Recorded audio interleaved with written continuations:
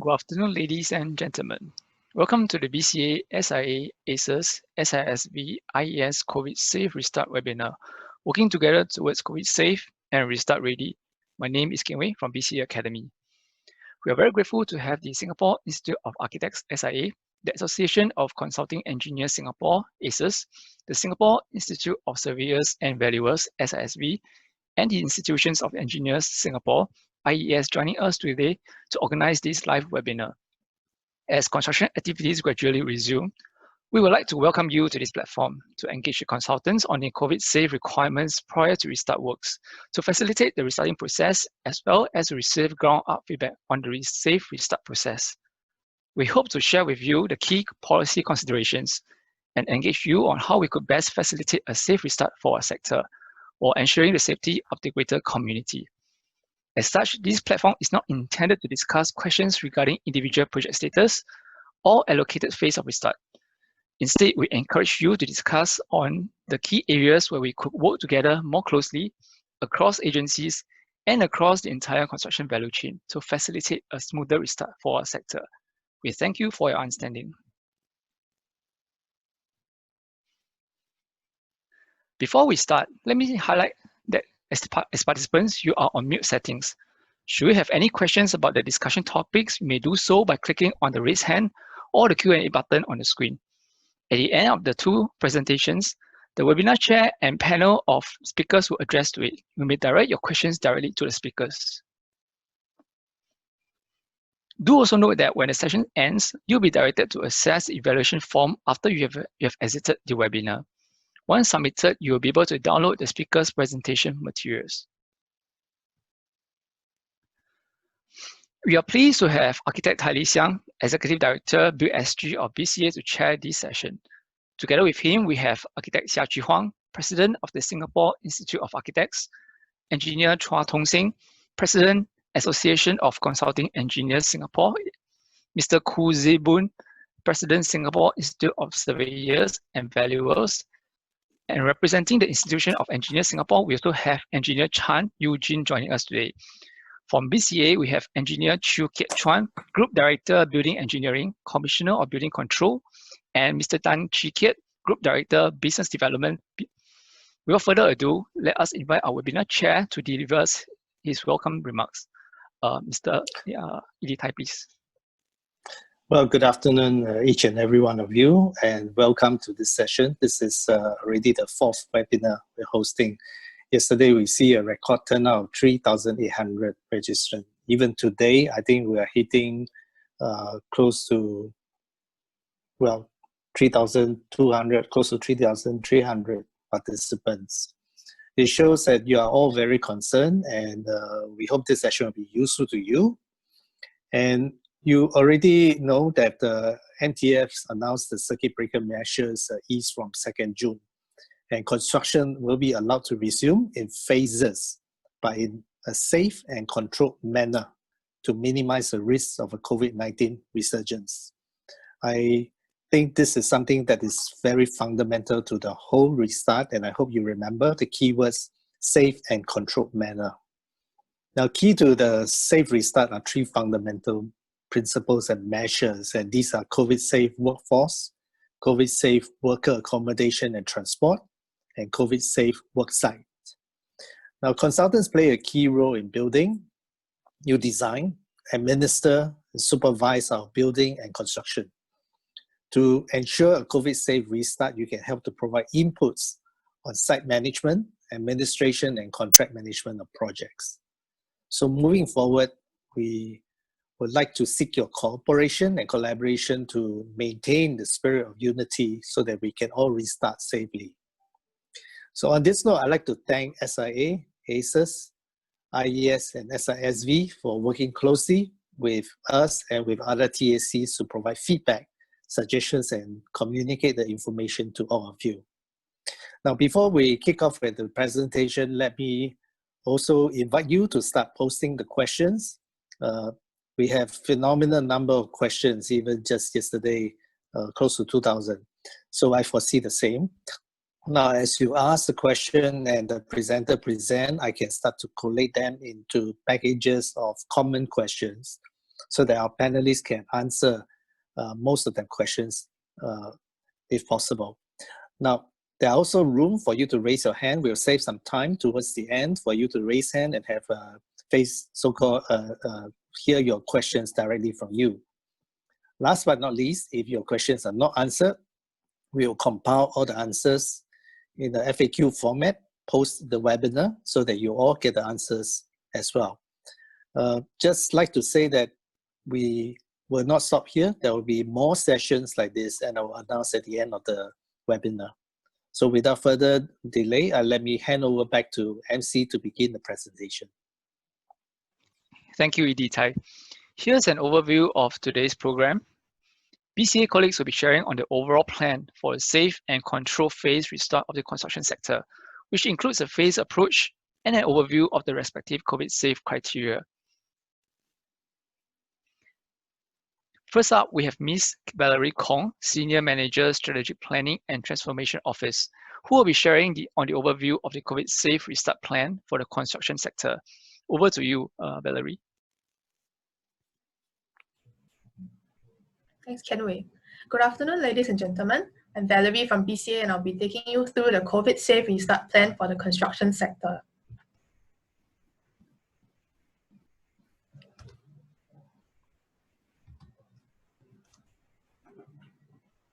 Okay, so a quick recap. Since 7 April, when the circuit breaker period started, while most works were suspended, a small proportion of critical project and essential works continued work with safe management measures in place. The outbreak has caused disruptions for many, and to help our firms tide over, various support measures were introduced to help businesses preserve capacity and capability and to protect jobs. With the lifting of the circuit breaker starting this week, restarting our economy will be done in a measured and progressive manner, with priority to critical sectors and businesses that operate in settings with lower transmission risk. We've seen in some countries, second waves have emerged, so we have to be cautious and put in place necessary safeguards. Particularly for our sector, we should not rush to open up all activities from day one, as a majority of cases have been foreign workers and most from construction.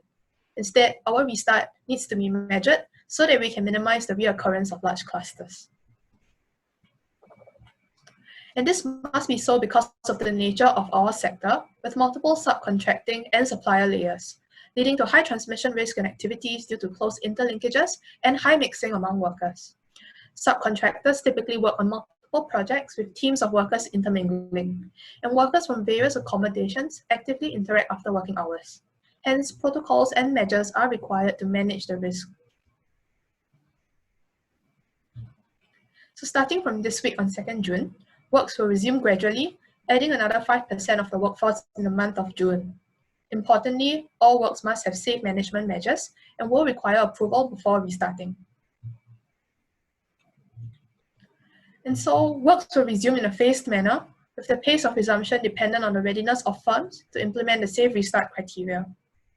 And how soon foreign workers residing in dorms can be tested and cleared for work. Taking a phased approach will also allow us to pilot and refine the restart criteria and iron out any issues on the ground so that we can be confident to ramp up in the later phases without risking further outbreaks.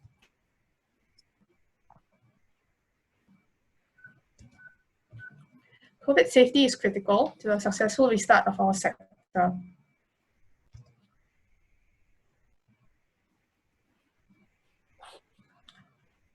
Restart will be approved by project, and companies involved must meet these 3 rules before they are allowed to resume construction work. The rules are premised on the principle of cohorting workers at project level and are important as the condition of worksite, accommodation, transportation, and workers' health status and behavior are crucial towards mitigating any potential infections in the workforce and the community. My colleagues will elaborate more later on. As mentioned earlier, various support measures have been introduced since the Unity Budget in February to help firms tide over the COVID situation. To help offset manpower costs and to protect livelihood of residents, the Job Support Scheme and the Foreign Worker Levy Waiver and Rebate were introduced for the months of April and May. To help companies' cash flow and business sustainability, the government had allowed for TOL land rental waiver in April and May. Firms could also claim a one-off advance payment in April and May and make fortnightly progress claims for public sector projects. The COVID bill was also passed to remove liability for non-performance of contracts due to COVID-19 for 6 months. And lastly, for development projects, PCP and ABSD remission dates were allowed for a 6-month extension.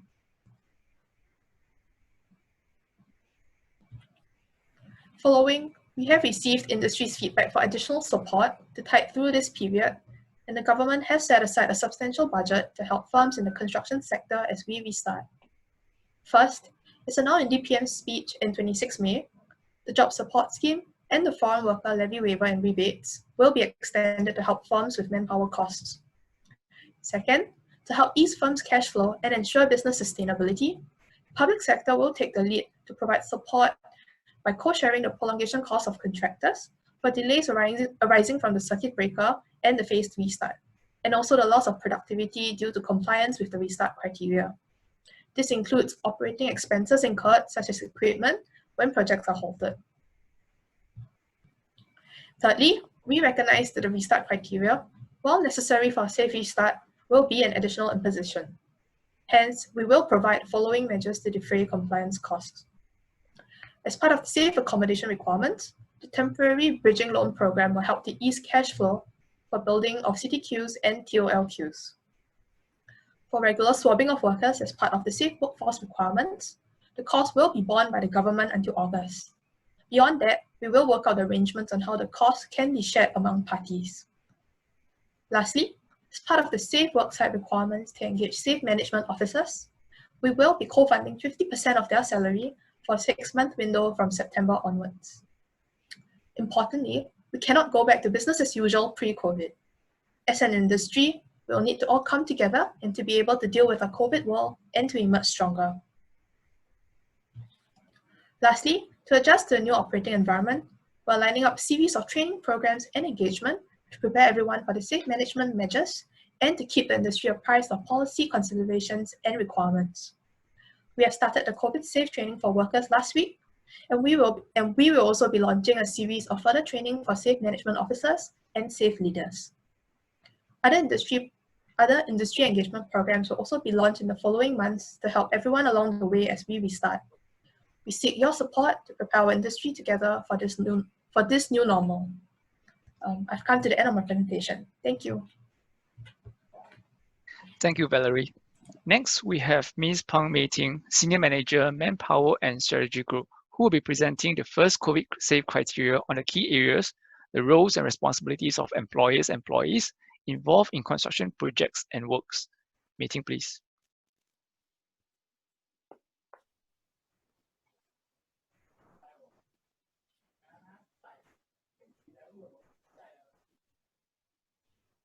Hi, good afternoon, everyone. Thank you for attending these sessions. So I'm Mei Ting, I'm from Manpower Planning Department. So today I will bring you through the COVID-safe workforce. So just a recap, actually firms performing construction projects, supply works, construction account works must seek BCA's approval and comply the 3 COVID-safe restart criteria. So COVID-safe workforce is only one of the 3 COVID-safe restart criteria. So this is the COVID-safe workforce criteria. It comprises of 7 key areas: the roles and responsibilities of the employers and employees involved in construction projects, supply works, renovation works, and also construction account works. So firms are required to meet these 7 criteria as listed on this table to restart work. So for further details on the criteria, you actually can go to the website appended on this slide, and you can actually refer to that for the full details of the criteria. So for today's presentation, so I will only cover the following 4 key areas. First is on good health status of the workers. Second will be to ensure a contactable and traceable workforce and workplace. And third will be on the awareness of the COVID-19 virus. And lastly will be on the responsibilities and care beyond working hours. So for the key area 1 and 2, we'll touch on the system to track the health status of the workers, including swabbing tests and surveillance. While key area 3 is mainly on the workers' training and their responsibilities And lastly would be on the K area 4, we'll cover the employer's role in managing the workers' movements, including their off days. So on the first key area, good health status of workers. Employers should ensure employees undergo regular swab tests and fulfill the swab test requirement. So I will provide more details on this item in subsequent slides. So secondly, employers must ensure employees to conduct regular temperature check twice daily and keep a record for at least 28 days. So as an employee, they must not be on quarantine order or stay home notice. They must be tested COVID-19 negative at MOH recognized facilities every 14 days in order to continue work. So they should also undergo daily temperature check and inform their supervisor immediately if they are unwell. Okay, this is the requirement of the swabbing test for S-Pass and work permit holders. Just for your info, actually we are trying to update this information as regular as possible, so that to add clarity to the industry. So if you would like to have the latest version, I would like to urge all the participants here, try to go to the website and take a look at the on the swabbing requirement as and when you have time, so that to keep abreast of the development. So overall, all the work permit holders and S-Pass holders who are working in the construction site are required to undergo swab tests and subjected to the regular swab test, except those who are working in the office premises and have no interaction with workers who are working on construction sites.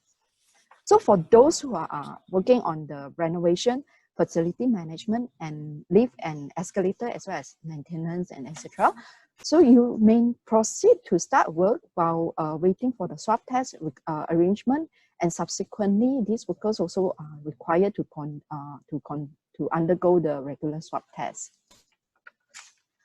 And this is the swab test requirement for the Singapore citizens and also permanent residents, as well as the employment pass holders who are working on construction sites.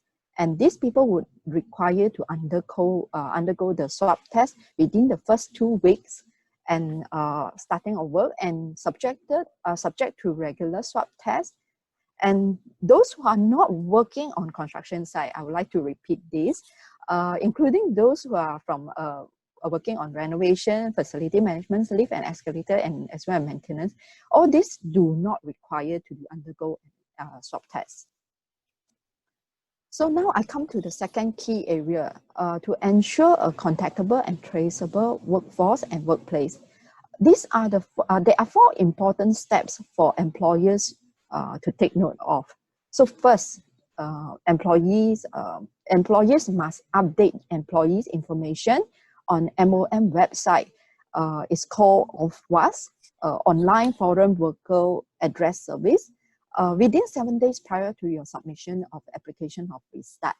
This is very important, as all employers should ensure all the information in MOM website are valid and updated.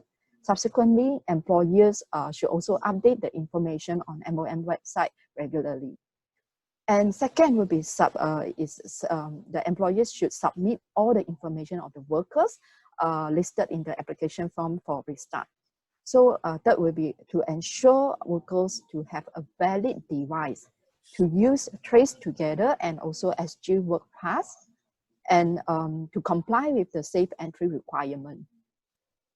So employers should also monitor the movement of all employees in and out from the accommodation and keep a record for at least 28 days. On the key area 3, awareness of COVID-19 virus is very, very important for the employers to ensure workers have attended and passed the mandatory training. It's called COVID safe training for workers. So the training is very simple. It's a simple animated pictorial interactive information with different languages cater for the native of the workers. the info will talk about how to prevent COVID virus and also how to maintain personal hygiene. So at the end of the training, there will be a quiz, and workers are required to complete the quiz in order to consider as completed the training. So for more details, you actually can go to the BCA website for registration, etc. So employers should also assign a COVID-safe workers leaders on the ratio of every 20 workers must have one COVID-safe worker leaders. So whenever possible, employers should also provide educational material and conduct regular briefing to ensure your workers actually understand what are the good practices of personal hygiene and always and know how to prevent the COVID virus. So you may refer to MOH and NEA website for reference, and you can also maybe, if they have available materials that you can actually obtain from this agency, you can also contact them to get all this information. So this will be my last key areas that I will cover in this presentation, which is on the responsibilities and care beyond working hours. So to reduce the potential of the virus spread in the workers' community, workers should stay in their accommodation after work, including their rest day. This is to avoid the social contact and also avoid the workers actually congregate at the hotspots area.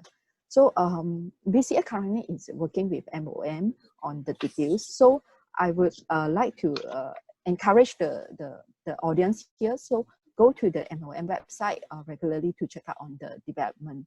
So employers are required to also stagger their off day throughout the week. So on this again, I would encourage everyone to go to the MOM website for more details and the development. Yeah, that's all for my presentation. Thank you. Thank you, Mei Ting. Coming up, we have Ms. Vivian Fo, Deputy Director, Strategic Engineering Projects Department, to bring us through some key measures for COVID-safe worksite infused with tech-enabled audit and inspection. Vivian, please.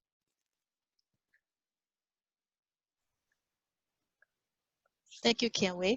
I'm Vivian here. Let me bring you through the COVID-safe worksite documents and tech-enabled tools. We all shared a common desired outcome, which is to ensure a safe and controlled restart after works at construction site restart. But there must be sorry, just let me get to the next slide. There must be a system in place to ensure that there is no resurgence of infection at worksite. Let me begin the presentation.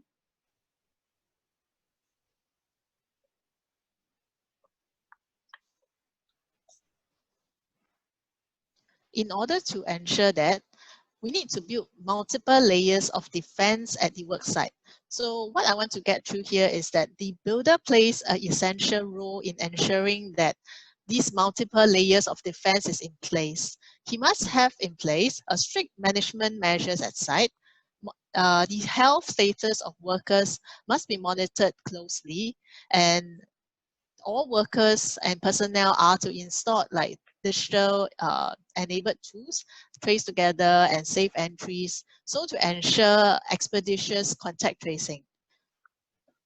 Below the builder, he would have a layer which is what we try to do it in such a way that is similar to the RTO, where he has the safe management officer and the safe distancing officer to help the builder ensure that SMM measures are implemented and carried out properly at site. So the SMO SDO plays a crucial role in this. Apart from that, as the additional layer of defense, BCA is also looking through all the project application for all projects to ensure that all these 3 COVID-safe criteria are in place before the project is able to restart. So before the project restarts, we also have an audit and inspection team who would carry out random site audit checks to ensure that the SMM measures are properly implemented whilst works are ongoing. So in the slides, I have provided quite a few of the guidelines, but in this webinar here, I'll just focus on the few key areas which you should look out for and focus on. So just now I've touched on the duties of the SMO. So he plays a crucial role. He's just like the RE who looks for structural safety, whereas for this is on the health safety of workers. So the SMO is supposed to carry out inspections and checks to ensure compliance at site at all times. He's assisted by the SDO officers who would ensure that the SMM measures are complied with by all workers at site. So we have also explained in the guidelines itself on the requirements on the number of SMO and SDO. So it is based on the number of workers at site. So you can see here, and we have also provided examples on how many SMOs and SDOs are required in order to ensure the SMM measures are in place and implemented at site. This role of SMO and SDO can be a dual role that is carried out by the builder staff. So he can also carry another role like the WSHO or the site supervisor or foreman, etc. So they do not need to be additional headcount from the builder. So next, I would like to touch on the, I've mentioned a bit on the contact tracing and its importance. So it is important to ensure that all personnel who enter site has the safe entry installed, and also tap on the safe entry, and also to have the trace together when they are on site. This will ensure contact tracing to be done expeditiously, so to minimize clusters from forming on site. Similarly, we've asked for health checks. So the builder has to keep records of the health status of workers and to submit a copy to BCA daily. So I'll talk a bit more on the cohorting requirements. We have mentioned that workers are working on the same project are to be cohorted together within a dedicated accommodation. So when we say dedicated accommodation, we have mentioned that on-site CTQ is a preferred option, as this reduces the need for workers to transport between the work site and the accommodation. So for some of the sites, if they're not big enough, you can also have off-site dedicated dormitories and accommodations. I'd like to touch a bit more on the requirements on segregated teams, because there are quite a few questions asked on this. So segregated teams are required if workers are working on different activities, and the builder is to segregate the workers working on different activities into different zones at site. For workers who are working on different activities, i.e. different zones, they are to keep at least a minimum of 2 meters away from each other. So I'll show you how this segregation can be carried through from the accommodation, the CTQ itself, all the way to the work site.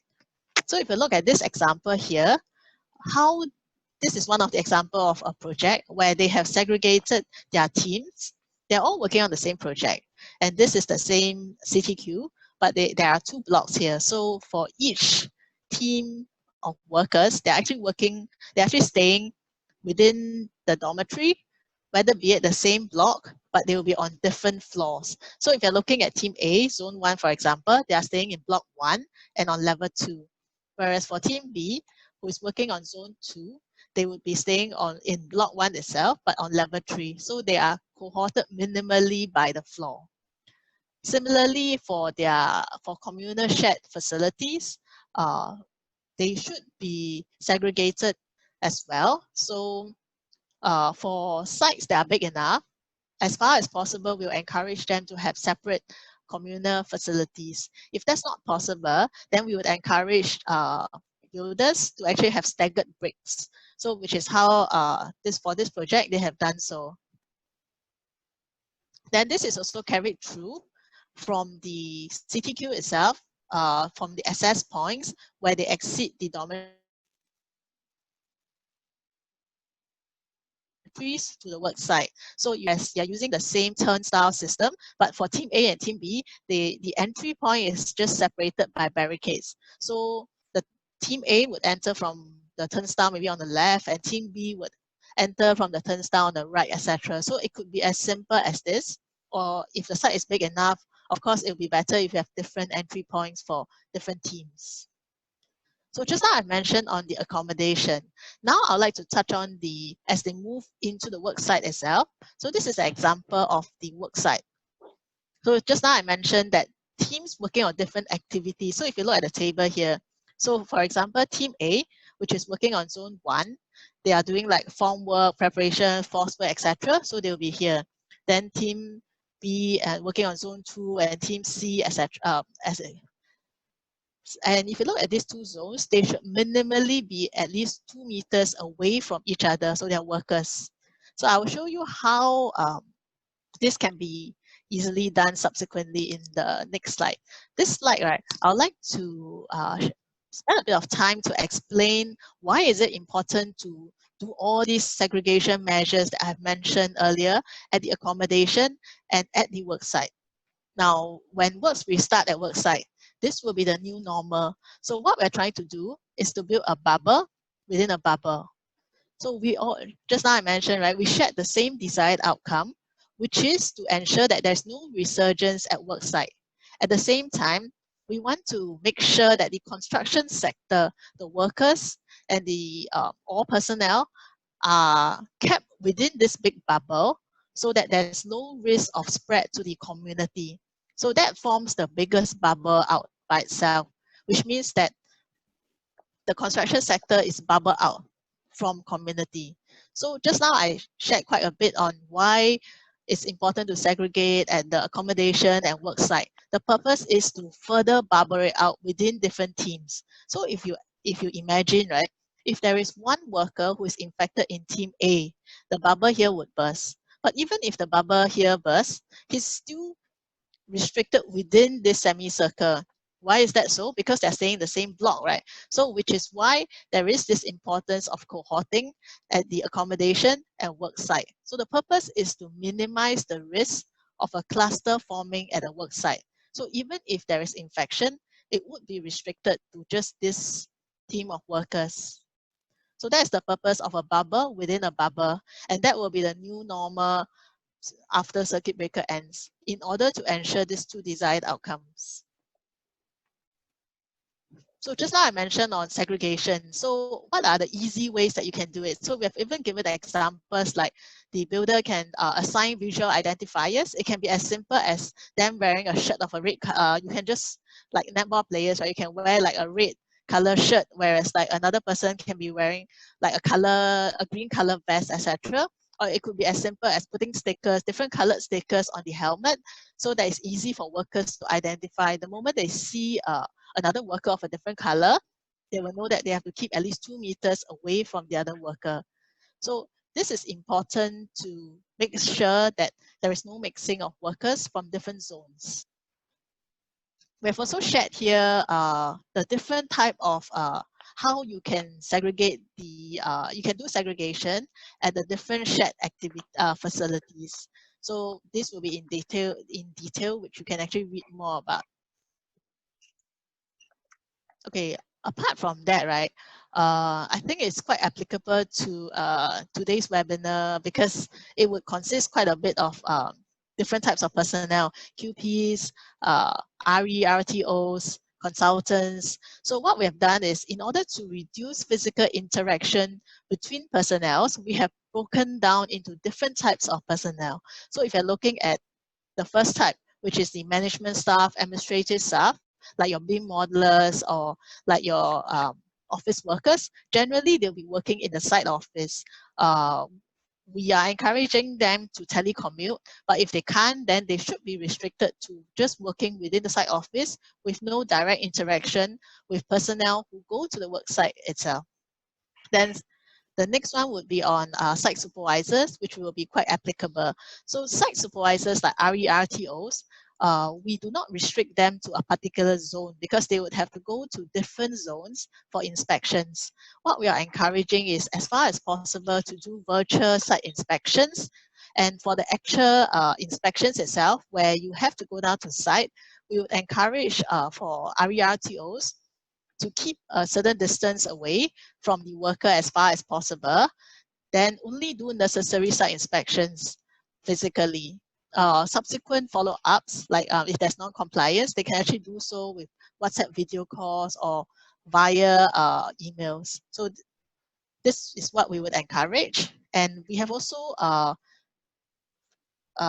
written guidelines on different types of short-term workers. So you have workers that go to site only for 1 to 2 hours a week, or some that go 1 to 2 days a week. So for these, we have also put in certain guidelines on how works can be carried out on site while ensuring proper segregation. We have also mentioned for logistic and delivery people, because these will be like your concrete truck or your delivery guys for precast components who would go to multiple sites a day. So there are certain measures that they should take note of when they enter sites. On this point on cleanliness, this is just a point that we want to mention on how a minimal standard of cleanliness should be ensured at worksite at all times.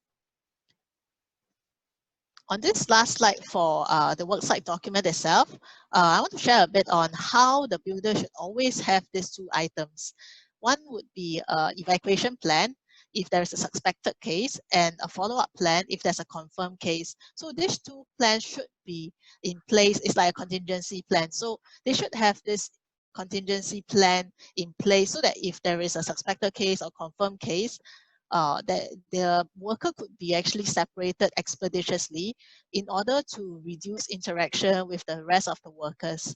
So that is all for the guidelines for worksite documents. I have one more slide which I'd like to go through, which is some of the tech tools and how they can be used to support the industry in doing self-monitoring.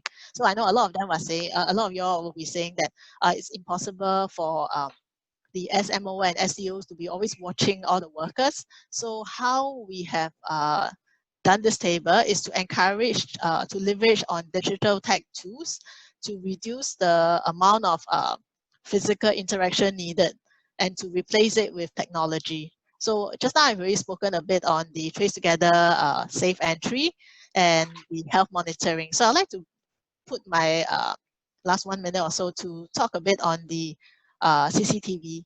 So what can be done is we will actually encourage our builders to install CCTVs at crowded or high volume areas like shared communal areas like canteens or rest areas. So when there are crowds that gather or people that are standing closer than 1 meter together, it can be picked up by video analytics to prompt the SMO SDO. So it's an automated process. So you don't need the SMO SDO to be constantly standing down there to be looking out at the workers. So this is one of the tech-enabled tools that we are encouraging the industry to adopt. So with that, I'll end my presentation. Thank you. Thank you, Vivian. Lastly, the third criteria will be covered by Mr. Ted Chan, Executive Direct Manager, Procurement Policies Department, who will share with us on the desired outcomes and key requirements of COVID-safe accommodations and transportation criteria. Ted, please. Thank you, Kenway.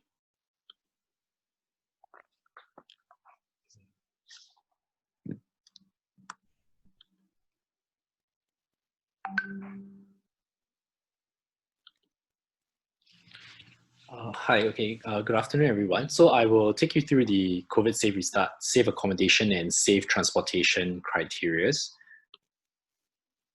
So just a note before we start, I just want to say that our emphasis right now is really on the health and safety of the workers.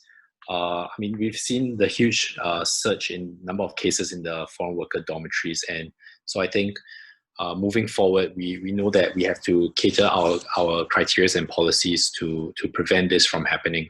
And also, I would like to say that the way that we've been normally doing things will definitely not be the way that we will be doing things moving forward as well. And so some of these measures and criteria that we are implementing, they might seem very drastic, but we believe that this is very necessary at this time. So these are just 4 desired outcomes that we have come up with to help shape the way that we design our criteria. So the first one, as I've mentioned just now, is to prevent the resurgence of the positive cases, especially across the different accommodation types for foreign workers.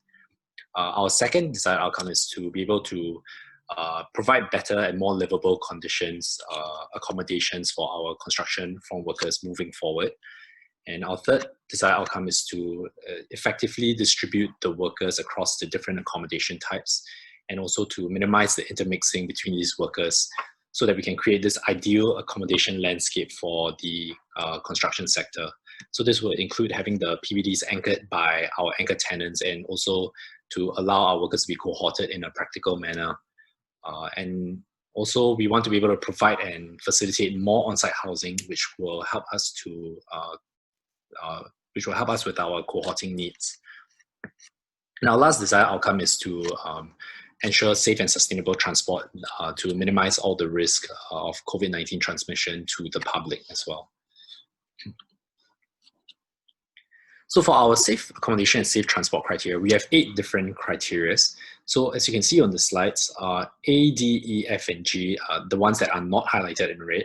These are the ones that we will not be going through today, but they are following very closely to MOM's guidelines on social distancing. So I think most people will be quite familiar with these. For B, C, and H, these are the more critical criteria that we feel like we should address to you guys today. So for the first point, which is on the cohorting and segregating, so we've come up with this matrix to help determine the treatment to the different types of workers across different types of accommodations in order to be able to satisfy the dedicated accommodation criteria. So as you can see on top, the types of workers, we have 3 different types. So we have the type A, which are the project-specific construction workers. So these are the workers that are only going to be working on one construction site. Then we have the type B workers, which are the non-project specific construction workers. So these are the workers that will be working on multiple construction project sites. And we have the type C, which are the construction account workers. So these workers will not be working on any of the project sites.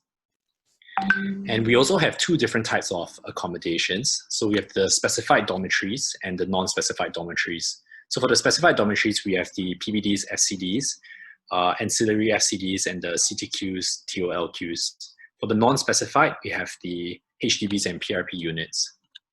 So I'll just take you through one by one so that we can ensure that there is no confusion. So for the type A workers under the PBDs and FCDs, the treatment for these workers is that inside the PBDs and FCDs, they have to be cohorted by floor. And within each floor, they are only consisting of workers deployed to work at one construction site. And within each of these floors, there must also be no type B and type C workers staying. For the type B and type C workers, on the other hand, in the PBDs and FCDs, so their treatments are very similar. So they cannot be sharing the same floor as the different types of workers as well. But they have to be further segregated into different rooms based on their employers. Okay, then moving on to the ancillary FCD. For the type A workers, the treatment is that the workers within this ancillary FCD will have to be consisting, will have to be only under that one single employer, and they will have to be further cohorted by project, by floors. So very similar treatment to the PBDs and FCDs.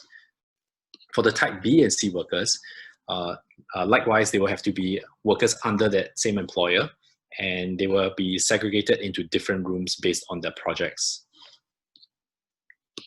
For the CTQs and TOLQs, so for the type A workers, staying in the CTQs and TOLQs, they can only be workers that are working on that construction site that the CTQ or TOLQ belongs to. And these workers should not be working on any other construction site. And likewise, construction workers from other projects and construction sites should not be staying in these CTQs or TOLQs. And for the type B and C workers, this is not applicable for them because they should not be staying in the CTQs or TOLQs. And lastly, for the non-specified dormitory, for the type A workers, as far as possible, we would prefer that these workers are cohorted within the site accommodations, but we understand that there will be cases where there are insufficient capacity. And in this instance, they will be allowed to remain in their accommodations. And I think this is one of the big concerns that many of you will be having. So a lot of your workers will be staying in the HDBs and PRPs. So if there's insufficient capacity in your CTQs and TOLQs, then we will allow these workers to remain in their HDBs and PRPs. But with that said, they would still have to be cohorted based on the workers that are working on the same project site, meaning within that same HDB or PRP unit, there can be no other types of workers or no other type A, type B, type C workers working on a different project site. So for type B and type C under the non-specified dormitories, also very similar treatment. However, they have to be the workers staying within that unit have to be all under that one employer, and they cannot be staying with any other types of workers as well. So just to note, these requirements are mainly applicable to the work permit holders and your S-Pass holders. And our intention here is not really to require very strictly to cohort, but it's more of putting in place these measures so that we can reduce the intermixing of workers between the different projects and the workers between different subcontractors, as we saw in the diagram provided by Valerie earlier on. Okay, moving on. For the criteria for safe transportation, so the treatment for all the types of workers across all the different accommodations is very similar. It's basically all the employers, they will have to be providing point-to-point dedicated transportation for all the workers, and no public transport is allowed for these workers. So again, this is applied to the work permit holders and the S-Pass holders. So in this case, for the dedicated transportation, we will include the employer-provided transportation, such as private buses, vans, lorries, or maybe even cars. And we will also allow personal vehicles that the maybe S-Pass holders might have. For example, cars, motorbikes. They can even be cycling or walking to the site if their accommodation is close enough to the site. Then additionally, we have also noted that MOM has a new requirement for the employer-provided vans and lorries that are used to ferry the workers. So previously, there was a requirement, there was a safe distancing measure requiring at least 1 meter spacing apart between the workers in the lorries and vans. So currently, just to clarify, this requirement is no longer needed, but instead, the treatment to the workers that are being ferried in the vans and lorries is that there should be a 25% reduction in the number of workers that the lorry or van can carry based on their maximum passenger capacity. So for example, if a lorry could previously carry 24 passengers under their MPC, the current requirement would only allow them to carry 18 passengers. And one more clarification, for the public transport, our current stand is that Grab and taxi is considered public transport, so we will also not allow that. And lastly, moving on to the requirements for the SMOs, SDOs, and CSWLs. So I think the roles and responsibilities here are very much largely the same as what was presented earlier on, especially for the SMOs and SDOs. However, the treatment is just that it is towards the accommodation context rather than the worksite context. And one thing to note is that the SMOs and SDOs that are appointed under the safe worksite criteria, they may double up as the SMO and SDO under the safe accommodation criteria. And for the COVID safe worker leader, we will require that we have at least one appointed per room in each of the dorm types, or one per unit in the non-specified dorms. So the CSWL will basically act as the point of contact between the workers and their SDO, SMOs, or employers. And they will essentially help to ensure that their roommates will follow the SMMs that are put in place, such as conducting the daily temperature exercises, keeping track of the roommates' movements, and more importantly also to be able to notify the employers or dorm operators if there are any suspected COVID cases, so that we can take quick action, and also to help with the compliance of these SMMs and other requirements. So I've come to the end of my sharing. I'll hand the time back. Thank you. Thank you, Ted. We will now move on to the Q&A session. You may continue to raise your question by posting them via the Q&A button on the screen, or by clicking on the raise hand button once the host activates that function. Over to Editai, please. Thank you. Can you see?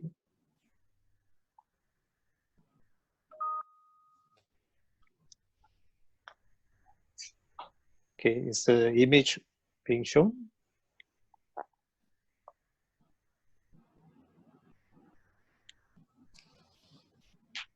Okay, thank you. Now, before we start the Q&A, let me just like to invite my fellow panelists from the associations to share a few words about what has been going on, what the association has reached out to do, and also maybe a few thoughts about restart. So I'll begin with Mr. Xia Chi-Huang, President SIA. Chi-Huang. Thank you, Li Xiang. So very good afternoon to fellow members and friends of industry. Hope you and your loved ones are keeping well. For SIA, since end April, the council and committee members started organizing a series of webinars and web engagement sessions for members. I think some of you may be aware, it's titled SIA United Care and Share Series. So a part of this series focused on addressing issues and queries surrounding practice-related challenges associated with, say, the circuit breaker, the pandemic. But there's also a part that we wanted to emphasize on post-COVID, how these setbacks also give opportunities for the fraternity members to drive changes in the way we look at city and architecture. I think the key aim is really to use this period to connect with members of the fraternity, to provide some form of, whether it's mental support or relief, but also to encourage everybody to continue to brace on and see how we can use this period to improve ourselves. And on the issues, as Li Xiang highlighted about the safe restart, for SIA side, we joined our industry friends and conducted a series of meetings with ministries, agencies. I think first is to seek clarity on many of the matters you heard today on this idea of safe, controlled, but for us, effective restart of job sites. So we have highlighted anticipated challenges, bottlenecks, and important for us, practicality of issues on ground with regards to how we can administer projects, say on site. But we are also always mindful about health and safety of our members as one of the primary priorities. And of course, with the anticipated kind of extended impact of this phase restart, SIA jointly with our industry friends continue to also seek additional support to help firms that potentially will meet cash flow issues. And important, equally important, we are also lobbying to ensure that there's healthy pipeline of projects to inject sustained activities to allow our sector to protect livelihood and race through this difficult time. Thank you, Li Xiang. Thank you, Chi-Huang. Next, I invite Engineer Chan Eugene from IES. Hi, I'm Chan Eugene. I represent IES, which is the Institutional Engineer Singapore, also a representative of Joint Registry of Resident Engineer and Resident Technical Officer. Welcome you to attend this webinar. I'm sure many of you are here. So in this CB, with the stop work continue for constructions, we know that these are trying times. IES with you, we'll do our best to support our members. On the subject of restart Worksite, many of our members have come forward to give feedbacks and offer their valuable solutions on how to restart Worksites. We value your feedback. Thanks for sharing. Together at BCA today, we have created this platform for you to raise questions, queries for better clarity on requirements of restarts. Please feel free to put our questions and we'll try to answer you as much as we can. Thank you. Thanks, Eugene. Next, let me invite President ACES, Engineer Chua Tong Seng.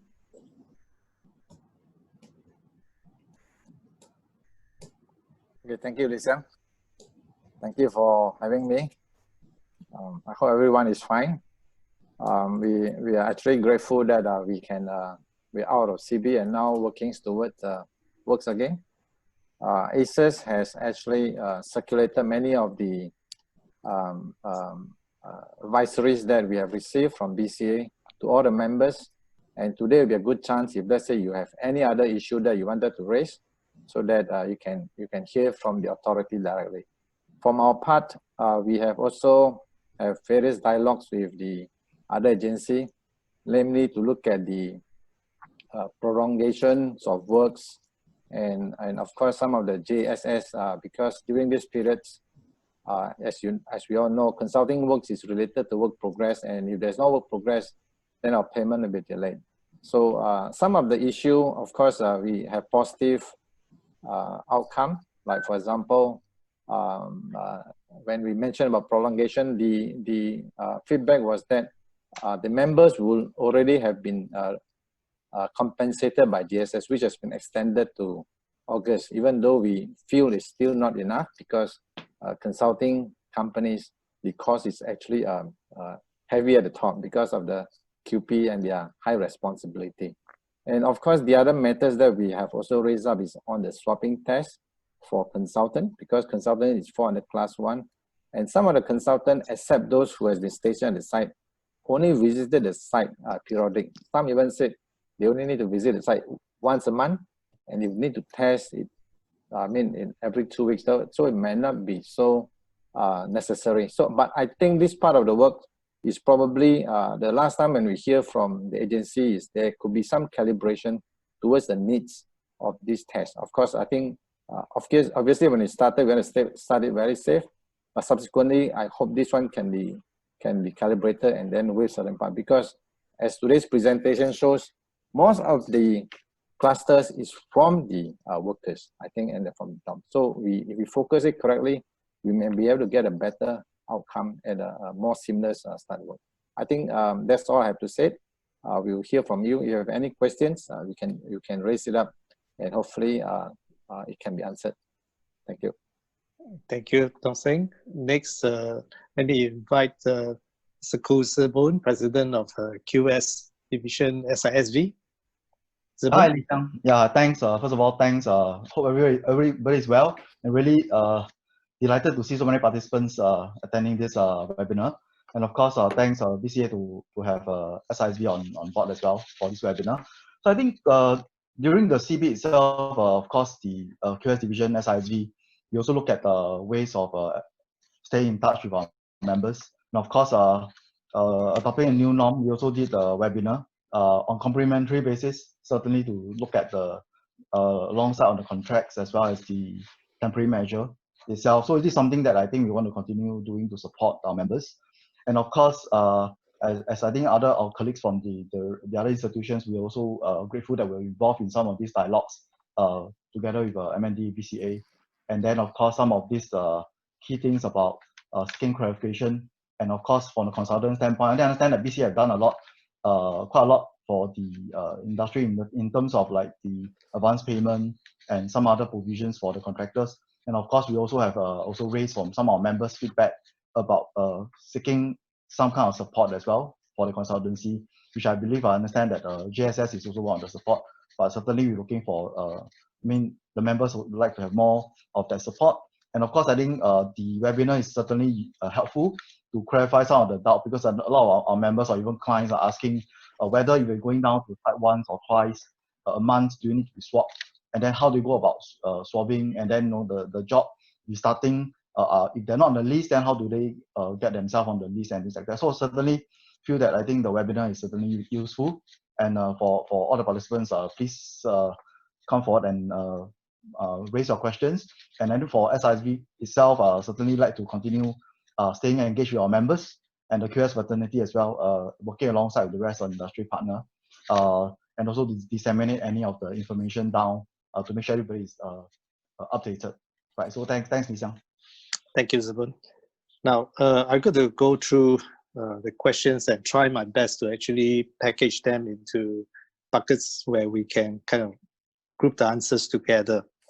Let me just, before I kick off first with Kiat Chuan shortly, because a lot of questions were raised about submissions, again, raised on site matters, what can I do, what can I not do, and also on what are the kind of projects that need submission. And there are, of course, very big questions asked about the so-called phasing and tiering. I would take this question towards the end. I would also like to involve my panelists to talk about how projects can self-help to come forward, give ideas as to how we can bring more projects to restart. So I will not answer this particular question yet, but maybe invite my panelists to think together to co-create solutions, how we can do this together better. So let me go with Kiet Chuan on first quite basic question. It's asking about what does the submission look like? What does the format of submission looks like? Maybe Kiet Chuan, you can just articulate broadly what goes into the form, because there are a lot of anxiety and question about this. Okay, good afternoon, everyone. So maybe I will just inform the industry what sort of project that can restart, because to many of them still not very clear. I think the first phase for restart are only for those projects that are strategic to the country, as well as those that have safety implication. That is, they cannot be left too long idling at the sites because of safety issue. Example of such project would include those deep excavation or deep basement, as well as those tunneling projects. Okay. Then we have also allowed renovation project to commence. Okay, renovation we refer to suspended renovation, and that will include single unit landed property, whether it is A&A, reconstruction, or new build. They can now apply to restart. Okay. In addition to that, there are those who are also performing essential services, such as lift and escalator maintenance, FM services, and those carrying out emergency repair. Okay, so all those what called essential services has actually been allowed during the CB period. We have actually approved them. However, we still need them to come for reapproval because of new requirement that we are going to impose. Okay, so for the application form, so far only the main builder can apply. It's a joint application between the developer and the main contractor.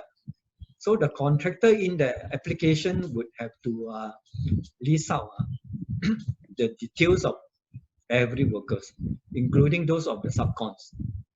Then that will be one section on workers detail, another section on accommodation. Where are the workers staying? Whether is it at PRP, that means private residential property, or HDB, or is it CTQ, PLQ, POLQ, or even those clip dom. No? Okay, so that will be a section. And on the accommodation, they also need to mention about segregation. How are they going to segregate their workers and staying at different places, and the safe transportation. And then come to the project side. Okay, for the project side, we are asking for plans showing the work zone.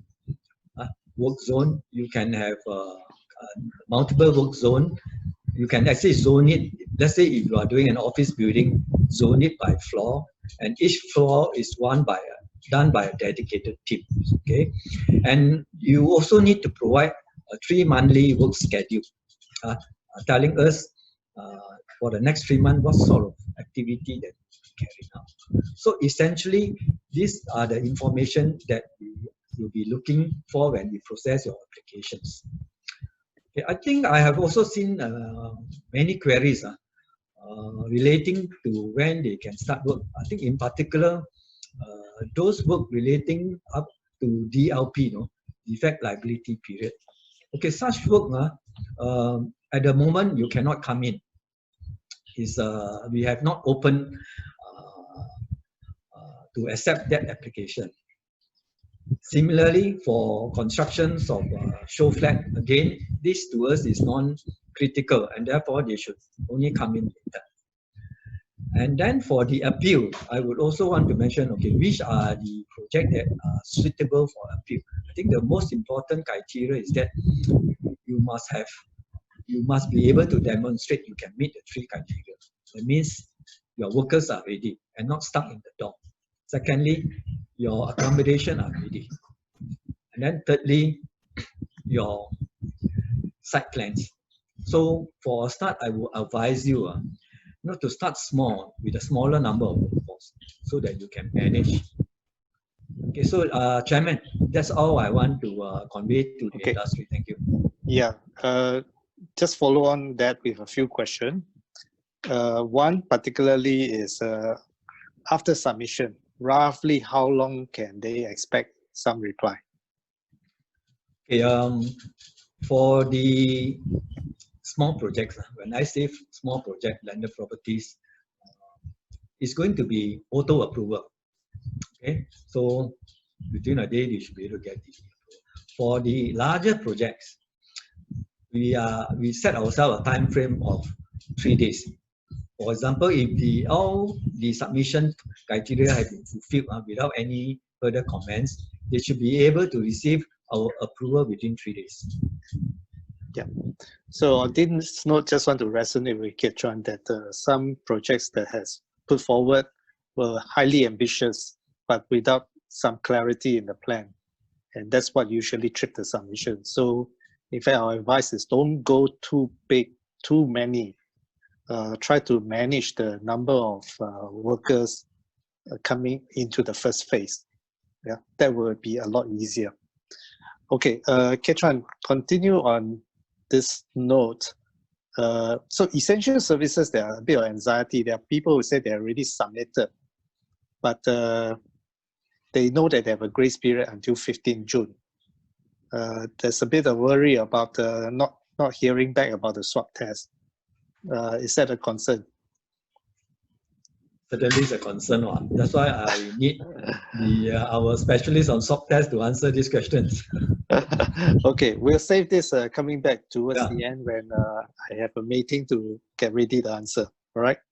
Now, there are other types of activities like soil investigation, like a survey of existing buildings, damaged buildings, new site visit.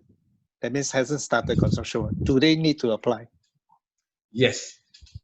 Yes, but this will not be approved for the moment. They can wait. To us, it's not critical. So again, they need to wait, hang on for a while we clear the backlog. And once those backlog cases have been cleared, we will open up more applications for them to come in. Okay, what about defects rectification? It's the same, right? Defect rectification is still the same. It's similar to those post-DOP, DLP period. A lot of touch-up need to be done to the units. So at the moment, they cannot come in for to apply. We have not opened up to approve them yet. Okay, now I move on to the question on SMOs. Can RE and RTO help in the SMO duty in COVID-19 restart? Okay, sure. Actually, SMO can be double-headed. So, those working as project manager, site manager, WSH officer, safety coordinator, and even RE and RTO, if they want to do, they can actually do so. Okay. But they are different roles. Correct, precisely. So normally, because it's appointed by the builder. Yeah. But in some D&B, right, consultant also appointed by the builder. So they may approach you all for help. Yeah, but that is possible. You see how of course those who are consultant, I think this conflict is there at certain times. The interest. Yep. Yeah. Okay, thanks. So definitely they are appointed by the builder, not the consultants. Okay, now there is related to supervision. Can technology be used for standing supervision of structural works? Sure, certainly we are actually encouraging it. Actually, before the seminar, I was talking to Eugene to quickly explore this using virtual inspections. So that the RE and RTO and the QP can just supervise the home and they not go to the office. Yeah. So maybe I invite Eugene and Dong Seng to chip in and see what are your thoughts. As I discussed earlier, if we like our site supervisor can use their own camera in their handphone to capture certain activities, then it show to the RE or RTO or QP. Then this can regard as a part of the inspection that carry out. Then of course the detail, if we can really capture well, we can clear from the video or from photo that taken. As I said, some teething problem we have is the Wi-Fi and all that reception, transmission, that I think we have to sort out on that. Yeah, that's my view. Dong Seng, any thoughts? Yes, I think technology definitely helps because a picture will tell 1,000 words. So you can actually revisit it a few times if you need to. It certainly can replace the visual inspection. If let's say this can be allowed for, because in the legislation, I think they call for there must be a site presence. So, but if there's a waiver for this period, this will be a good way forward. And of course, together with the instrumentation results and the visual, I think the QP can make a good decision based on these two feedbacks by the site. Okay. So from our experts' view, this is definitely doable. Okay. Yes. Ketron, what about the point that we need to review any of our acts or our codes as far as possibly replacing the whole physical supervision with digital? We probably need not have to do that. What we need to do is to work with ACES and IES to issue an industry circular regarding this virtual supervision. In fact, actually, I have been, in Malaysia, lockdown is even earlier. So, many of the precast plants and PPVC plants are in Malaysia. So during this period, our QP and even our site supervisor actually can't go to Malaysia to do supervision. So in that case, who is going to do the supervision? So one way is to explore with the precasters to install the CCTV, and we do live streaming of the precast plant or the PPVC plant, and then we view it from our office in Singapore. That should be one way that we should look into. Okay. There is a question on the PSI project. Do they need approval to start? Okay, PSI, we do not consider it as a project site. Now, MTI has actually issued notice saying that all consultant firms can actually resume work. Right? That means you do not need to get us any special approval. So they can actually go down to the site, do the inspection. Okay, but however, if they want to come to the construction site, then there's additional requirement imposed. For example, the swab test, because we are very concerned that about this bubble. We want to protect the bubble so that we don't want to create a cluster that the outbreak to happen at the construction sites. So there is an interesting question here that says for a project that has not started, but obviously they already hire site staff, and can they go to the office? Okay, you're referring to site office or HQ office? HQ For office. they are yes, they are permitted to go to HQ office, but not site office. Okay. So as you hear these things, actually the principle is by integrity, right? Once you cross over to the site, that's where this bubble is broken. So I hope all the consultants understand, which I'm sure you understand. In fact, some of the things, we can't come up with thousands of rules to basically tell people how to guard the bubble. I think that's where consultants play a very critical role to help our builders watch the integrity of the bubble. All right, now just shift gear a little bit. This one is on landed housing. This project that was disrupted, can they restart? So obviously, all those suspended landed projects, single unit, they can restart. In fact, we have actually given quite a number of approval as of today. So they should make application as quickly as possible. Okay. Now, zooming into the landed property, this question is about the limitation of one activity allowed with maximum 10 workers. The question is, can they have more than one activity but spread over different floors? This in the context of blended. Yes, we have received similar feedback on that, and in fact, yesterday I have just approved one with more than one activity. So in fact, this rules is currently being reviewed, and we hope to relax it further. But of course, safe distancing measures must be applied throughout the site. Okay, thank you. In the interest of time, I'm going to shift over to Chi Kiat now on safe accommodation and transport. So obviously there was a question similar to, I think, some of them that you have asked over the last 2 days. Is about which is the agency to submit for CTQ application.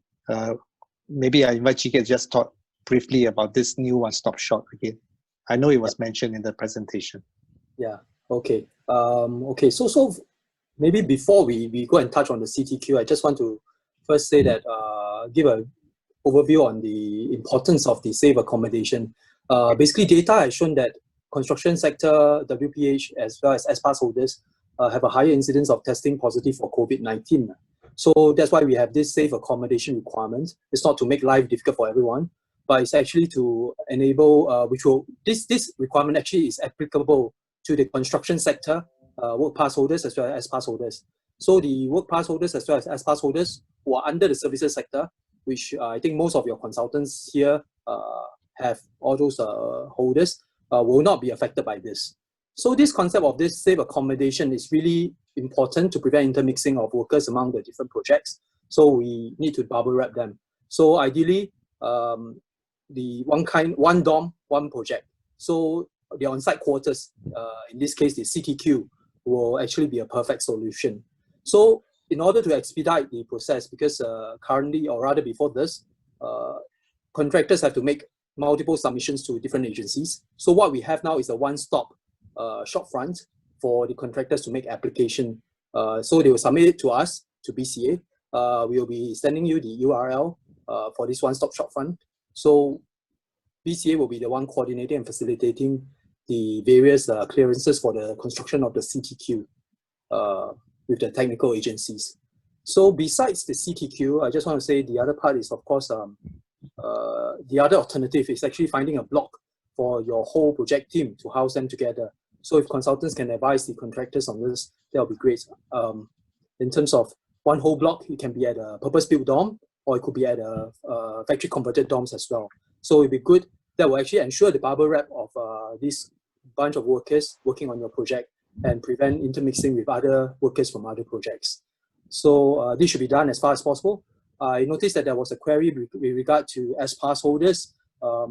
As far as possible, we try to cohort them together, but if not, they can always still stay at our current location, at our current accommodation, provided there are no other occupants from other work sites. So this is really to prevent the intermixing and the spread from one work site to another.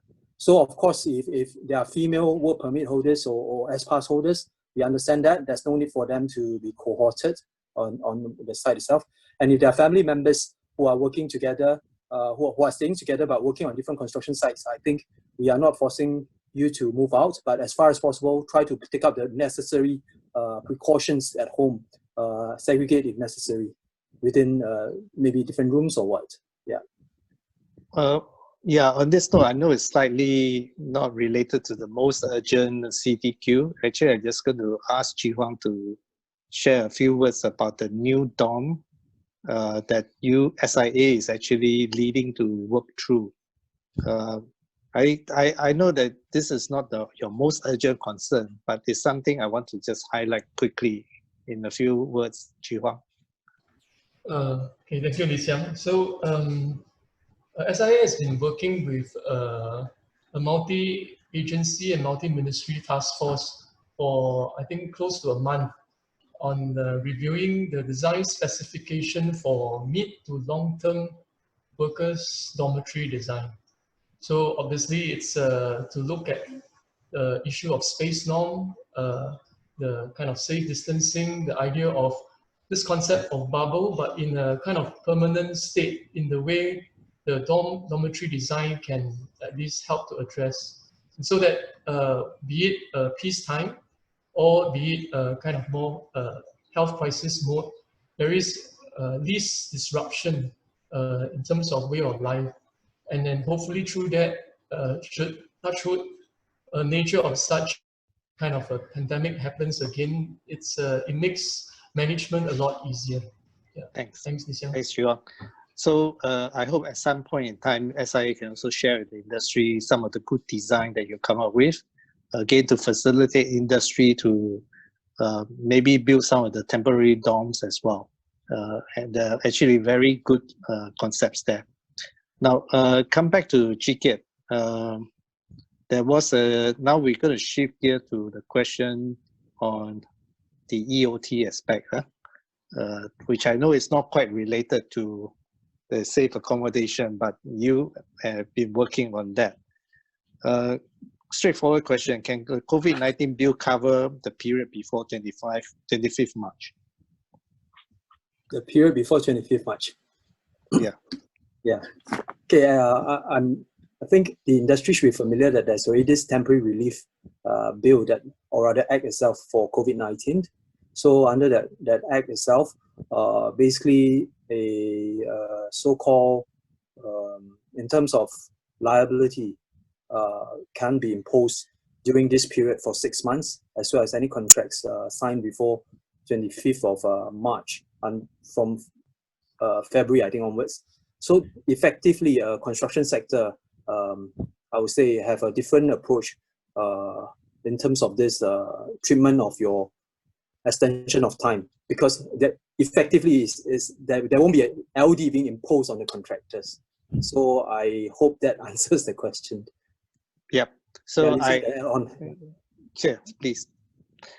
Essentially, this is a very exceptional, and in the words of even MND, this is a very generous bill for construction, simply because there are people in there very concerned about the fallout. So they have made special arrangement for that. But I am also been hearing many concerns about what will happen after October. So maybe I invite Zibun to just raise a few concerns, and I know we are not answering questions, but something that constructive that we can take away and build on. Hi, Li Xiang. Yeah, probably just quick thoughts would then be, I think, of course, from, let's say, the client perspective, a lot of them, quite a number of them have actually was quite concerned, of course, how do they deal with the notices and things like that. And one of the requirements under the relief, basically the party affected have to actually serve the notice. Yeah, and then of course, there are also requirements about what they need to submit and things like that. Of course, all the supporting document and submission, I think probably that may take time because the impact is slowly unfolding. Of course, I think on the client side, the kind of advice that we have gotten or queries that we've gotten is that how do they deal with it, and then in terms of even how do we regularize some of these things, because I think it's dealing with time and so on and so forth. But I think quite importantly, while I think it's more really coming together. I mean, it's something beyond control of everybody. I think it's quite important that different stakeholders should come together to look for amicable solutions, to see how we can help all the parties to get the project going instead of just looking at contracts alone. While certainly that provision is good, that gives relief. Yep, that will be my quick thoughts. Okay, Ken, thanks. Chikit, before we leave you, just maybe share a bit on the kind of advice that we're given to GPEs, government procurement entities, in terms of how to help our builders in terms of the advance payment and the issue of L&E. Some of the things that we are working on. We have firstly, I think at the start of COVID-19, we have already advised the agencies to take a sympathetic view in terms of the EOT part before the temporary relief bill came in place. And that is something that we have worked on. And of course, I hope that has helped the industry. And along the way, we then started to look at, in terms of advance payments, what can be done. So again, we have released the advance payment invoke the advance payment for government agencies for in their public sector projects to actually share with the industry. So first tranche we have actually given, but with the extended circuit breaker, we have actually allowed an extended advance payment as well. So again, those are the things that we help the industry on that. So hopefully it works, but if there's any other requests, I think, or things that we can help, do let us know. But I would say that the agencies are all the government procuring entities are all prepared to look at things differently in view of the current times. Okay, thanks, GK. I think this is an area, again, CIJC, together with all the consultants association, can work together with radars, especially on the private developer side. I mean, preliminary feedback we hear from radars is that certain, maybe the stronger developers have taken similar view as the government procurement entities, maybe to different degree. But this is something which I think the industry can work together. All right, I'm going to move on to swab test, the most popular subject matter here. If I can invite Mei Ting to come back on to help us answer some of these questions. And I will leave some time also for those who raise hand, which I can see quite a number now. So, Mei Ting, you can hear us? Yes, yes. Thank you, Chairman. Yeah. Yeah. All right. So, number one hot question is that if I'm a consultant, if I'm a project manager, I don't work on site, but I need to go in my business as usual, I need to go to site meetings once a week, once every 2 weeks. Okay, do they need to be swapped? Yeah, thank you, Chairman. So before I answer the question, probably I would like to share with the industry stakeholders. Actually, this is the unprecedented situation that we have.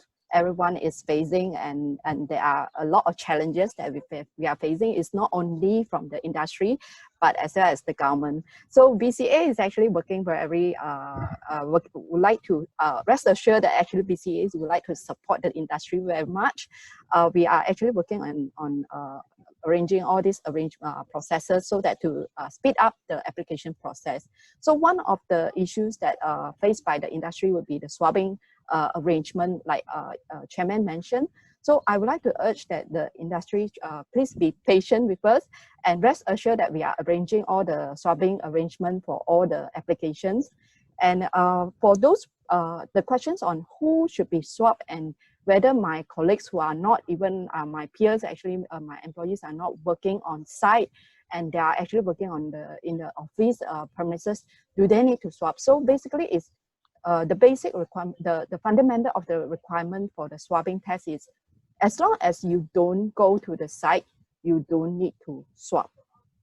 So if be it your workers, the BPH holders or the S-Pass holders, or even the Singapore citizens, Singapore PR or EP holders. So if you are not working on construction site, you do not require to swab. Yeah. Thank you. Yeah. Okay, so there are something that we urge consultants to consider. Not that we say forever don't go to site. Just like the inspection issue as well. So we hope that at least for the immediate months upon restart is to consider the continuing on the video conferencing remote meeting rather than going to site. Again, this is not because of a policy issue, but think about the families of these architects, engineers, project managers that you send to site. I'm sure they will be equally concerned. So as far as possible, we urge you to use technology to replace an in-person meeting unless absolutely necessary. Related to that is that there are questions like construction has not started where consultants need to go to site to take measurements, to do inspection. Do they need to be swabbed then? On this situation, actually, it's similar to what Chairman say. So to protect the family and the consultant themselves, we actually do encourage if you would like to go to the site, as long as you go to the site, you are required to do the swab test, even though your construction site has not started. I think it's just a preventive measure to make sure that you are not in contact with anyone at the work site, and even if you are in contact with anyone in the work site, the swab test will be able to give an indication whether you would carry the virus, and that will give assurance that actually you will not bring the virus to your family and the people around you. Yeah. Okay, this is of course talking in the light that construction has not started, but there may be workers on site. Yeah. Of course, if you're empty piece of grassland, you need to go and measure. There's no human being there, then we won't stop you from going there, lah. Yeah. Right? Correct. Okay. Chairman, yes. Also just raise something that I think some of our clients also have asked. I think apart from construction projects that we are talking about, the site whereby the people working on the site need to be swapped, right? For those that are restarting, I mean there's also other project like major fitting out works and things like that. Let's say in an office, but it's a fitting out works for various floors on offices. Yeah, so technically we also call that a site. So in that case, yeah, I mean that we also have inquiries that are such kind of project, will they be under the similar kind of consideration in terms of the consultant clients rep that need to be swapped if they need to be on site, in a commerce site per se, but not construction site. Yeah. Okay, no, we don't treat this as construction site. These are projects, retrofit and renovation. Mei Ting, you want to shed some light on the use renovation as a class? What is the treatment? Okay, so for those who are actually doing renovation, it's only if you are doing renovation, you actually can proceed to work without a swabbing test. But based on the requirement now, as long as you are doing renovation, you are required to swab. But even though you are not at the construction site. So this is if it's under the category of renovation, then you are required to swab. But if you are the renovation, for example, you are the Singapore citizens and a permanent PR or EP holder who are actually managing the renovation group of people, then and you are not working in the construction site, then you are not required to swab. The reasons behind this is because of those workers who are working on the renovation and doing fitting, you are not very sure where they are staying. So if they are going back to their accommodation and they actually mix up with those workers who are from the construction site, and that could be a potential spread of virus. So we want to ensure that all the workers who are working be it you are working on a construction site or not construction site, if you are under reno, facility management, lift and escalators and maintenance, and you are required to swab. Yeah. No, but we let you start work.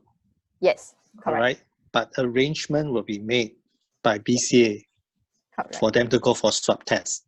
And Correct. These workers must be staying in non-dormitory. Correct.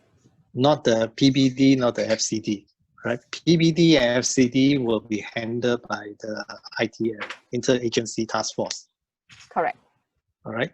So in other words, we are saying to renovations start, but you for the workers, work permit holders, as past, we will have to arrange for their swab test, which we already started. So some of you who have experience in rental job and has gotten approval to start, you realize that in the last few days, swab test already started. So it's actually quite close. We time it quite closely, so there's no worry about that. Okay.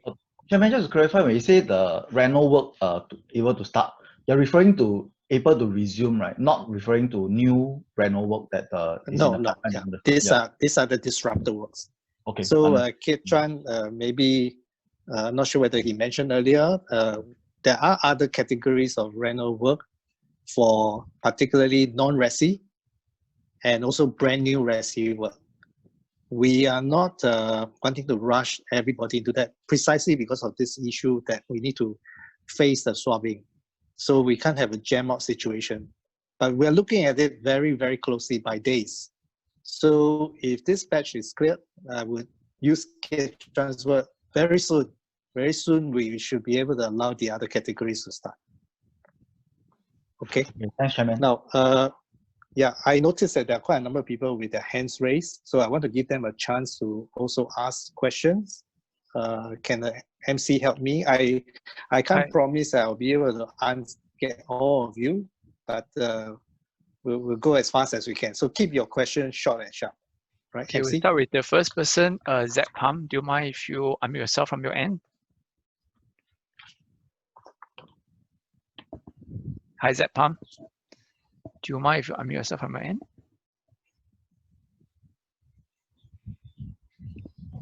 Okay, if there's no response, then we'll go on to the next person. Gana in the interest of time, yes. Yeah, we'll go on to the next person, Gana Prakasam. Do you mind if you unmute yourself? Yeah, good evening, sir. I just want to say, because the SPAS holders, some of the SPAS holders owning the HDB, they register themselves on staying in HDB.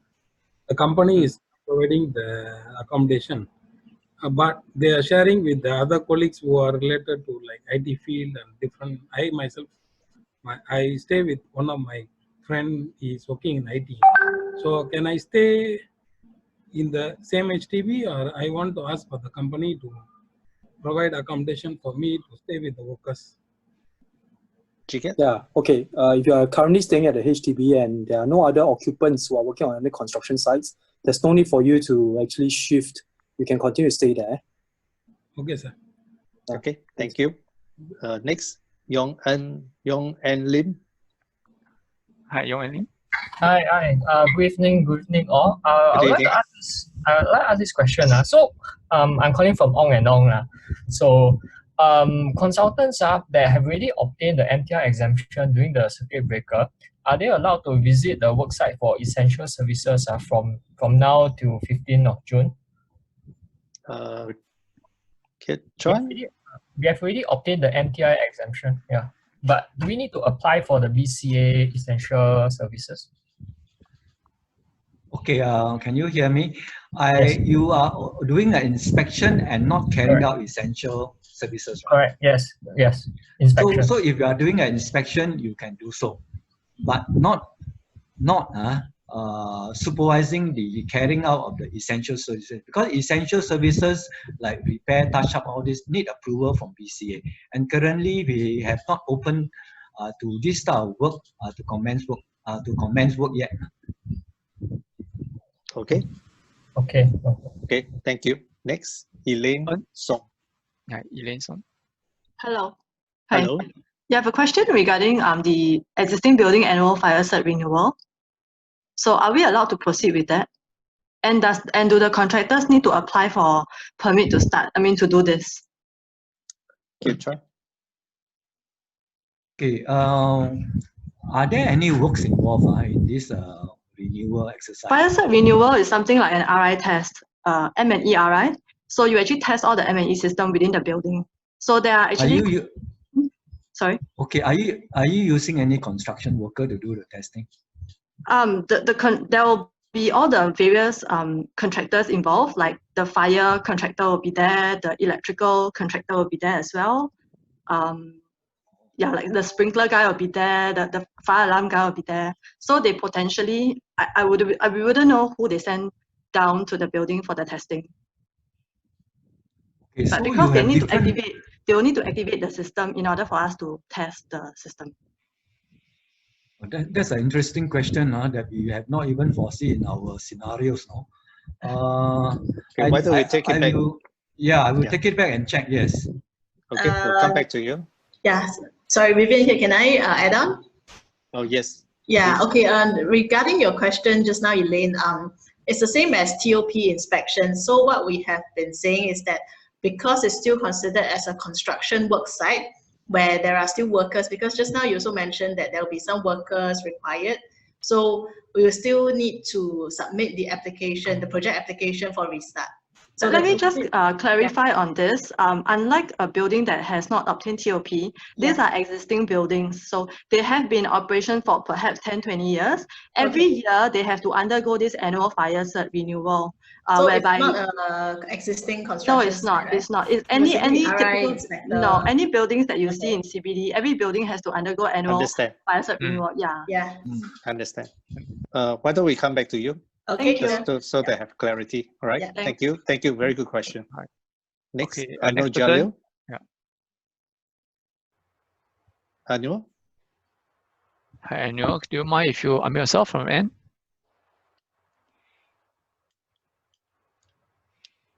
Okay, there's no response from Anu. Maybe we'll move on to the next person. Subaya. Yeah. Okay, I think they must. Okay, I think that. Okay, move on to the next person. Silas Low. Silas, hello. Hi, Silas. Do you mind if I unmute yourself? Yeah, can you hear me? Okay. Yes. Yeah, just a quick one. It's about the cohort discipline. I hear GK talk about dormitory, how they cannot keep within the team, live together, and I also hear about bubble within bubbles. And I would assume the construction teams they will be tight, even though it's a maximum 10. Usually, the team will split according to the trade teams. There is no surplus. So, in the event that one worker fall ill, whether COVID related or not, will fall ill, so it becomes short of one man. What are the provisions? Is there the restriction allowing the contractor to replace them? Because I can see that you're trying to keep everybody apart, right? Is this something thought through? Is there any restriction? Can they temporarily bring from another place, another team? And sometimes things can be quite critical, like pouring concrete, and you cannot just say, "Oh, sorry, this team cannot function at all." No, there's no surplus. Basically, what do we do then? Thank you. Chikit, you want to try to answer that, or is it Kietron? Okay, let me try to answer. For example, each time you want to change the team configuration, the team members, actually you need to update us on the workers' identity. That is what's something that we want to do. Of course, if you are doing a concreting, you see, once you bring a worker from outside, that's where you actually burst the bubble. That worker may be the source of infection. So we have to be very careful on this. Whether this worker has been tested negative or not before you bring it in. And then before you let it to join the team members, which can be 10 of them. So this is an issue that you need to consider seriously. So instead of adding in one worker, the best is to do without that additional worker. A 9-person team can actually still do concreting. That's my advice to the industry. Yes. Yeah. Okay. Thank you. It may be quite impractical. I mean, I'm just using concreting. But there are many other trades that quite a tight team. They don't have extra. Somebody will hold the panel. The other one fix it. That kind of thing. Anyway, I think our answer. Something the contractor must think about. Thank you. Yes. Yes. I think this is where industry, especially after restarting, lessons learned. I think we need to also look at how to make things efficient. So it's not the perfect solution we have today, but this is where we invite industry to also come forward with ideas. Okay, we have short time, so I would like to just allow three more questions. Can we go very quickly? Chung Keng Peng. Hi, Kim Ping. Do you mind if you unmute yourself? Yeah. Yes, can you hear me? Kim Ping here. Yes. Yes. Okay, I checked just to follow up. I got 2 short questions. One is that the form that is going to be taken the lead by the main contractor to submit approval to start work. I saw some of the forms. Primarily, it's a lot more on the main contractor and subcontractor bus. But does the client particulars and the consultant particular need to be inside there as well? That's number 1 question. Number 2 question is relating to the earlier question about FSC applications. Now, there are some jobs that we have TFP, and so I fully agree with each one that some minor work touching up, those are not critical, you don't have to go and do. But some, like for instance, again, relating to the testing that Elaine just mentioned, during the LP, sometimes the fire alarm may be some malfunctions or some initial lighting malfunction. Does the contractor allowed to go back and rectify it? Because it all depends on the seriousness of it, different shade of bay, or not allowing the fault signal to accumulate too much. Yeah. Okay. Tron. First question is yeah. Other details, other parties. Okay, so we have a category called FM services. Fire commissioning test could be one of these. You apply under this. That means there must be an applicant, who coordinate all this work, and then he applies. Okay, and then for the changing of light bulbs and all those things. Previously, actually, we have also approved what we call those companies who are dealing with essential maintenance works.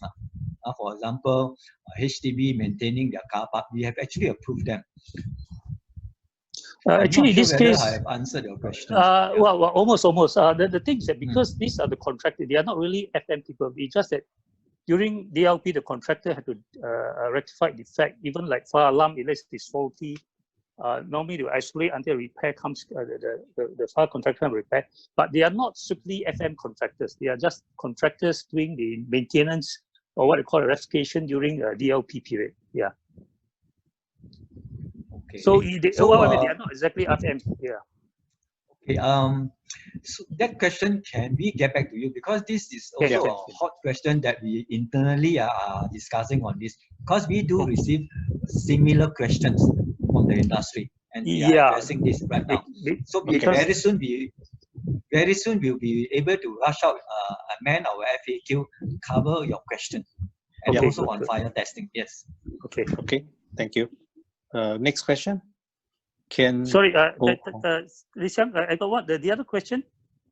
It's primarily only developer info we're asking for, right, Ketran? Other than builders. We don't need consultant particulars, right? Okay. Okay. If the consultant are not going to the site, you don't have to add them in. Again, because sometimes unless we can do video meeting, use technology to do inspection, if we have to go down, then there's a need to fill the particulars as well, right? Because consultant, we have earlier approved all of them, the consultants. But going to site, if we have to go down to site. I see, because going to site, that is for swab test. That's why we need to, so that subsequently, we will see whether they have go for this regular swab test. So as my chairman said, the best is they do virtual meetings, so that the consultant don't have to come down to the site. Yeah. Okay, correct. Thank you. Thank you. Thanks. Second last one. Kian Ho Ong. Hi, Kian Ho Ong. Do you mind if I unmute yourself?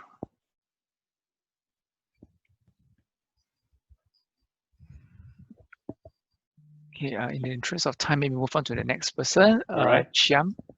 Do you mind if you unmute yourself from your end?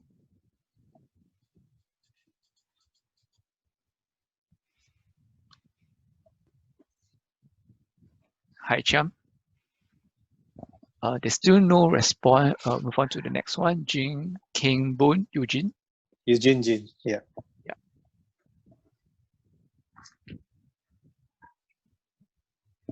Hi, Eugene. Do you mind if you unmute yourself from your side?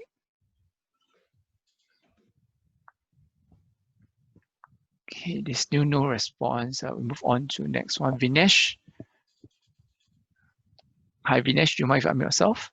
Hi, yes, my name is Vinesh. Yeah, I actually posted a question already, and I was just checking because previously, just on the 31st of May, we were highlighted that we do not need to check on the work pass scanner, okay, for the status of the individual workers, whether they're able to go to site or not.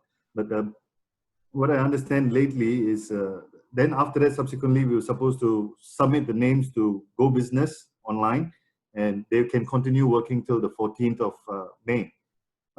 June. But currently, what we also understand is MOM's inspection at the dorms and everything, they have been highlighting to the workforce that they strictly comply to this color code, the gray, red, and green. So what do employers, currently, which scenario is employers supposed to comply with strictly? I'm not sure, Mei Ting, if you are able to answer that. Okay, so based on the question, I think is regarding the access code. So from what I understand that the access code is still not finalized yet. So I would think that maybe the industry could give us a little bit more time for us to work on this, because we are working with MOM on this access code as well. So probably we can get back to you again when we have any updates. Yeah, we seek your patience on this. This actually is not BCA, actually goes back to MOH. So we also have feedback to them, some of the similar concerns. So please watch out for the circular, if any advisory or coming out in the next few days. Okay. Now, Okay. sorry, in the interest of time, we will pause here. And before we end this session, I'd like to quickly just invite our TAC presidents and representative to just give their word of advice. Maybe I'll start with Chi Huang. Thank you, Lee Siang. So maybe a quick response to earlier, there were queries. I think similarly, there are a lot of questions about swab tests, about EOT, preliminaries, loss of expenses.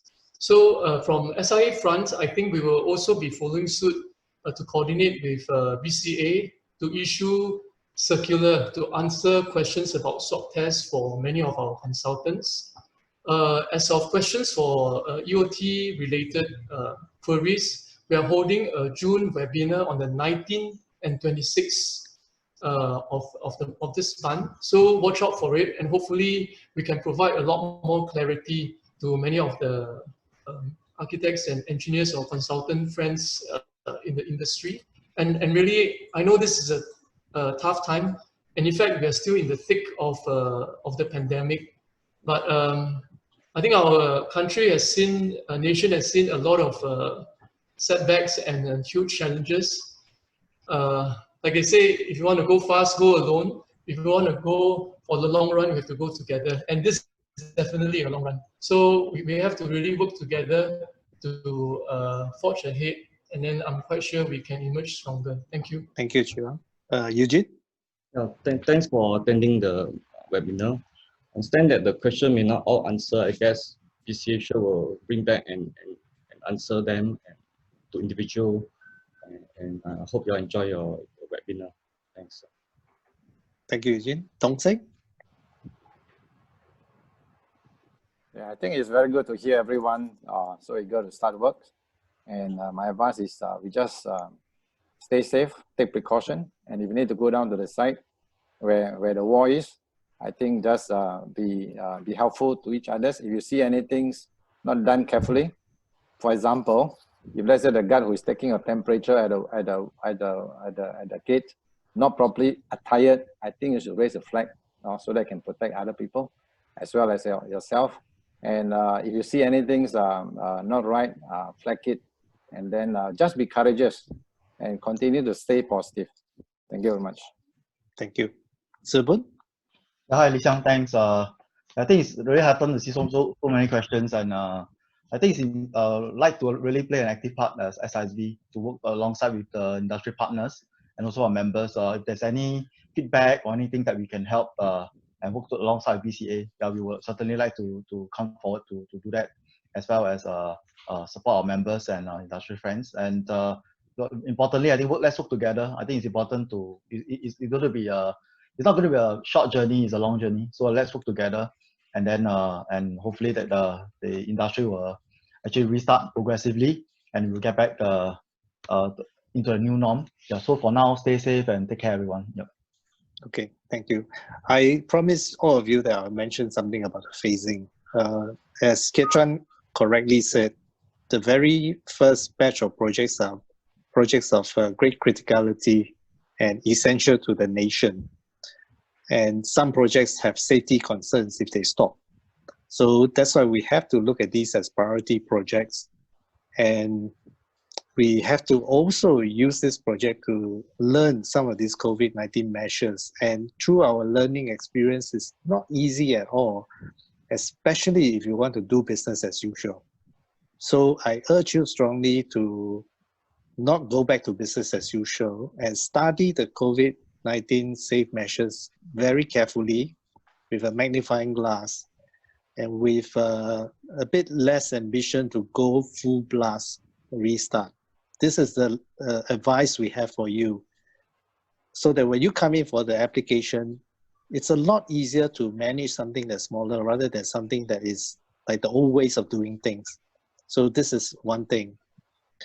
And in the course of also managing sites with outspread of COVID-19, we realized that some sites have better measures and probably stand a better chance of restart. So we are now devising some self-help tools which should be out in days to offer that to industry.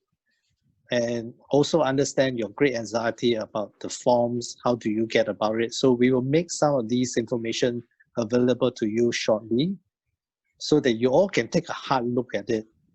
Now, the thing is that don't try to short circuit all this application, because there are people who just declare what they don't know, fill in workers' details that are incorrect, and actually that wastes a lot of time.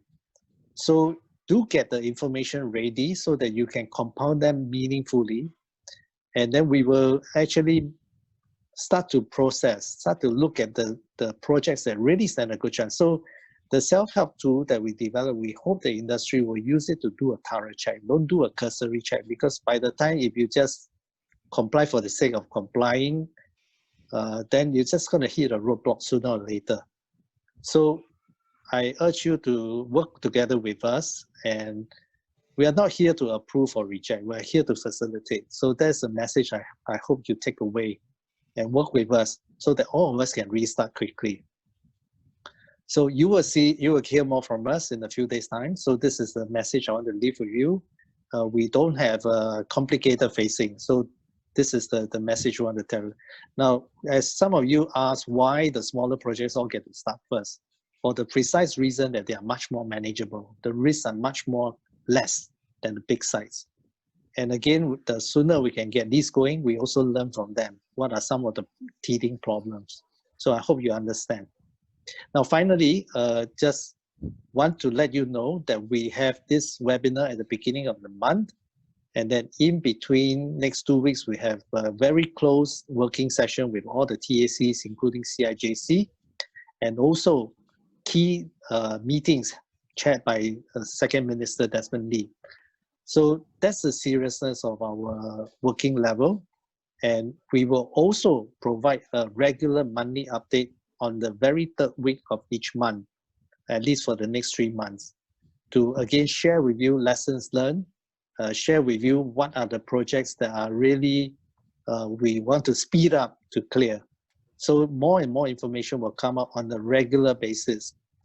So I need you to basically pay attention to all this information because it is a very, very noisy world out there. Too many news going out into the market from different agencies. As far as building and construction is concerned, come to us, all right? We will be the one-stop channel to handle all your queries and all your concerns. So with that, I want to again thank my panelists and thank the people who organized this, and most importantly, thank all of you who joined this session. And trust that we all will keep everything safe and keep united and turn our construction and building industry around. All right, with that, I thank you all. Have a good weekend. Thank you, webinar chairperson, panelists, speakers for the valuable insights about the COVID-safe restart policies, considerations, and processes. It has been a fruitful session. We have come to the end of the session. After exiting this webinar, you'll be directed to assess evaluation form for today's session. Once submitted, you'll be able to download the speaker's presentation materials. Thank you to all participants as well. We have made our webinar a success. Stay well, be safe. This is Kenway from BCA Academy. Thank you.